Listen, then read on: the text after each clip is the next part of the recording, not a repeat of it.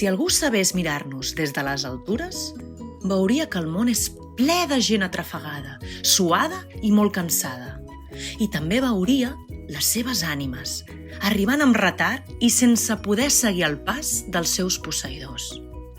Tot això crea una gran confusió.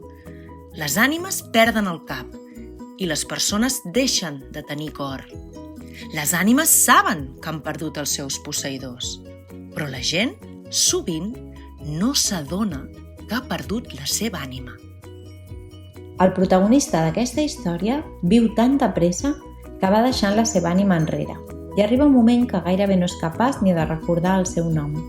La metgessa que visita li donarà el remei per guarir el seu mal. Un àlbum per a totes les edats, amb aspecte de bell i delicat quadern de records, que té gran part del text concentrat a una de les primeres pàgines i unes il·lustracions minucioses a les que el lector tornarà una i altra vegada.